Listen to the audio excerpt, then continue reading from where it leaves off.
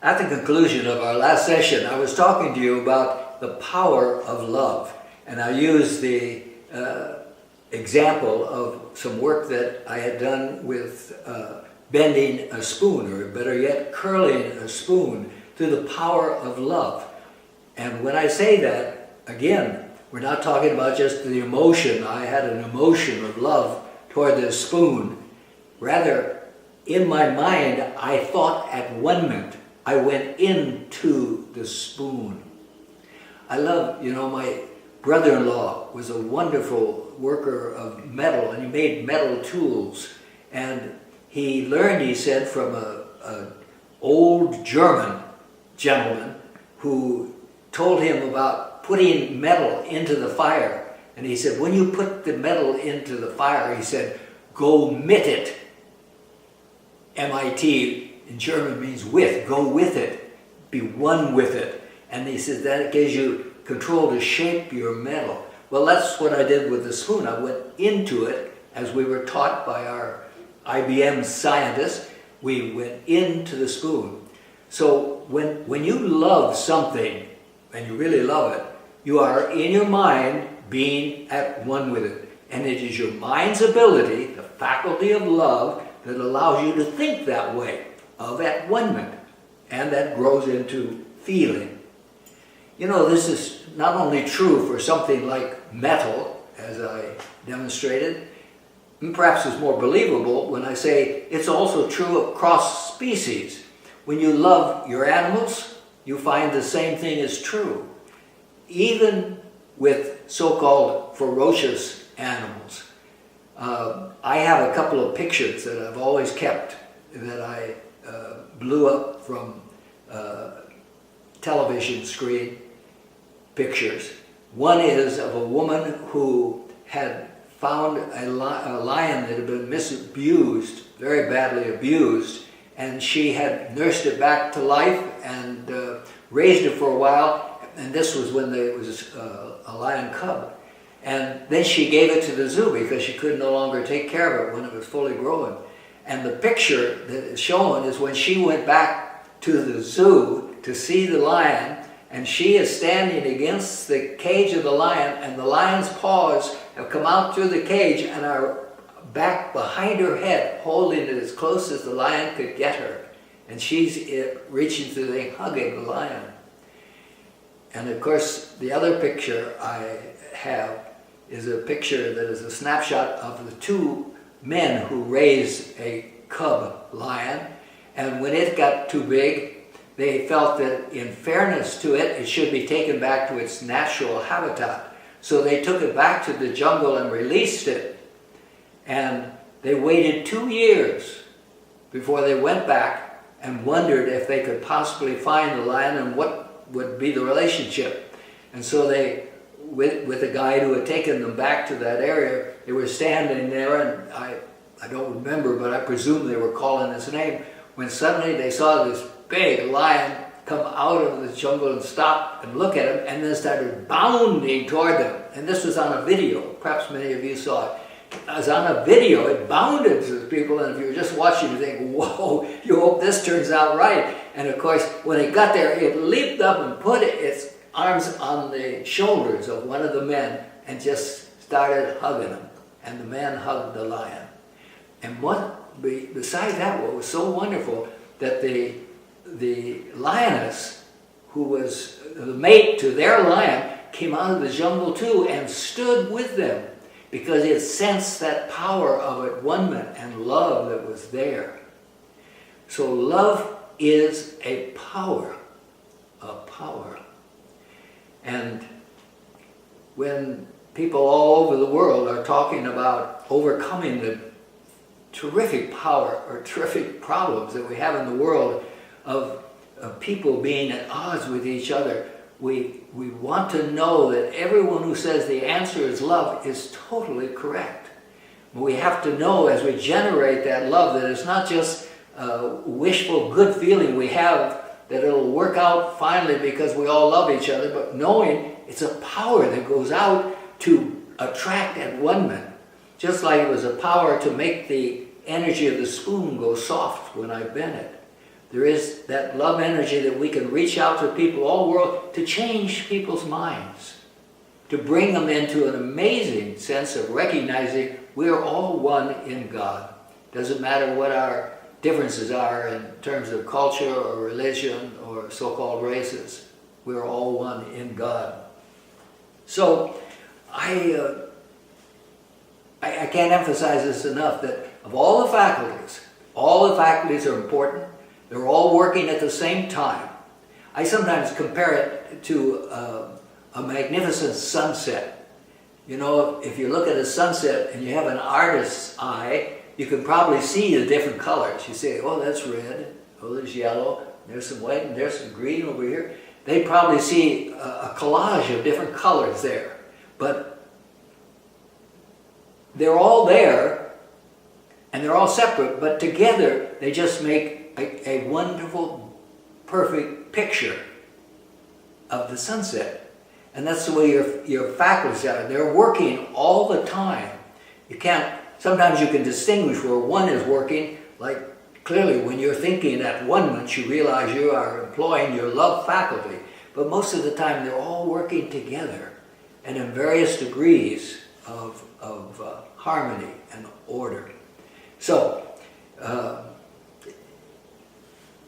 I can't emphasize enough why I believe so much of what I'm sharing with you. When you understand that your mind is something that has a very definable and understandable mix-up or composition is the word I want, composition, you can realize the importance. I suddenly think of the sunset again. You see, an artist can duplicate the sunset on canvas because he understood the colors that he saw there and knows how he wants to blend them to make the picture. But somebody who doesn't have any idea of those colors can't make that happen with a brush and canvas. When you and I understand our faculties of mind, we can learn how to bring them into particular situations and activities that we have to make things come out beautiful, like sunset.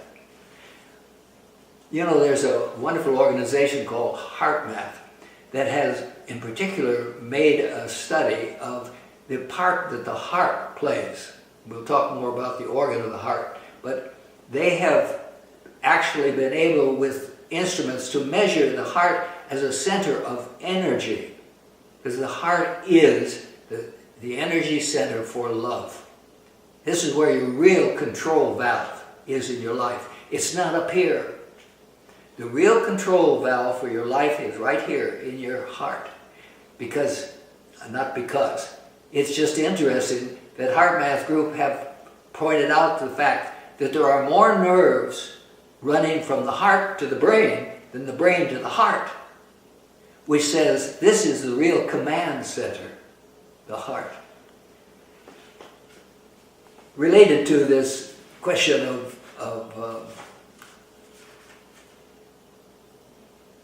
using the idea of at one in love, we need to know that it doesn't work like a light switch.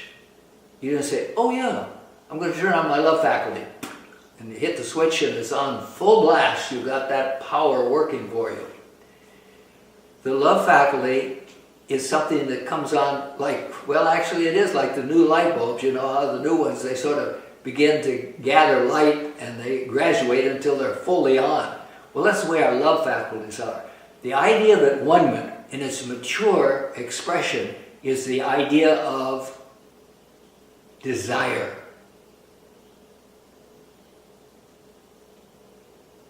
The simplest form of love is the expression of desire. From earliest times that we can imagine in civilization, we know that they gave most of their lives of trying to fulfill the desires they had for warmth, for shelter, for food, for sex. And while humanity has evolved into a much kinder cultural form of living than those early primitive days, love in general in humanity is still at that level of desire. People build their lives around desiring a perfect home, desiring the perfect relationship with someone, with their family, with their work. The idea of at-one-ment is being expressed fully, or most at that level, for only fulfilling desire. But when the love faculty is turned on to its fullest of at-one-ment, it moves from desire to possess to a desire to give. So that when someone says, I love this, they want to give expression to that idea rather than getting. Because getting sets off a whole series of actions and elements in living that are not as fulfilling and as wholesome as a desire to giving to an idea. And certainly in human relationships, you and I can know that is true. The greatest bond of love that you feel from another one is when that you feel they are there for you. Yeah, I was just reading about somebody who was in the hospital the other day, and they said they were so overwhelmed with a sense of well-being in their hospital stay, because they said, all the nurses, everyone who came in my room seemed to be just there for me. And you know it when it is coming from that spirit of, what can I do for you? What can I give to you? This is when the power of love is released, because in that sense they are going into a sense of oneness with you. The idea of at-one-ment. I know that even at the level of desire, it is a tremendous power. Because we see that when somebody says, I desire to be a champion athlete. This will release a power in them to do all that they need to do to become that champion. And so if somebody desires money, you will find that they usually can accumulate it, because it is a power. Desire is a power. And ideally, of course, that desire, say, for money will be fulfilled through normal means, but it's sometimes that which drives people to try to get money in an unlawful manner. But desire is a power that drives our activities and life forward. So, as we think about love, we try to evaluate where we are in this position. When you say, I love someone, you should ask yourself, is it your desire to them at the level of being one with them so that you want to give? Or is it, what can you receive or get? What do you desire in return? Very interesting evaluation of love. I want to also tell you that because love is really the thought or a mind action of at-one-ment, it is also works on negative things, just as it works for positive ends. So that when you say, I'm afraid of something, it's not surprising that you find that what you fear is what you will experience. There's the Bible statement, the things I fear have come upon me. And it's merely the result of the love action. You have the power to attract it into your life when you are afraid of it, because it's what you're giving your sense of at-one-ment with. In your mind, you are one with the concept of what it is that you fear, and so you tend to draw it right into your life. Love is such a great power, we have to be very careful how we use our love faculty. The balancing faculty for love is wisdom. And nothing could be more clear in terms of how the passive side of our faculty dyads is important. If there's anything that's important to love, it's wisdom. Because there are more people who have truly loving hearts, who are willing to be at one with so many people and to, in a sense, give themselves away, who have attracted situations or companionships in their lives were not for their highest good. And they're often can be very abused unless they have the wisdom to discern the situation and the challenge of what that relationship might be. It's not strange that in counseling people, how many times you find, or that I have found at least, women who have married perhaps 3 times the same kind of man and found that the marriage didn't work out. And it was clearly another case of somebody who was extremely loving, and therefore the person that was attracted into their life felt this and came into their life, but was not the right person for them, and was only having the same problem they had in the marriage before. They attracted right back to themselves again. Love is an attracting power in our life, and so it has to be dealt with great wisdom. Wisdom is not like the intellect, however, because it's a very intellectual thing when I say, if you've married, let's say someone who has an alcoholic problem once, and I say wisdom should tell you not to do that again, you could say, oh yeah, intellectually I can see that. But wisdom is not of the intellect. Wisdom is of universal intelligence. And you see, when I say, Jesus said to us to be at one with God, he did because he knows that connects us not only with the power of God in our life and the love of God working for our well-being, but it connects us with the all-knowingness of God. Wisdom expresses itself as intuition in our lives. You know something. You know something. And that is far greater than our intellect, because our intellect can fool us. It can say, yeah, I know that fellow that I married last time was alcoholic, and I know that my new love, Jim, has a little bit of that problem, but this time we've talked about it. We've talked about it, and I know it's going to be okay.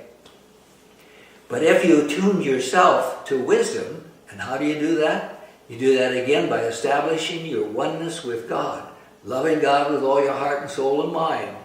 Just in the flow of your day, you're keeping that love relationship open. You open yourself to the all-knowingness of God, and in that case, this same person would know, no, this is not this isn't a right relationship. You don't want to make that mistake again. It's beyond the intellect. So I sort of wind up this sharing today by reaffirming that fact that wisdom is essential to the love faculty. And we're going to pursue this more when we talk about their relationship to the heart in our lives. Bless you.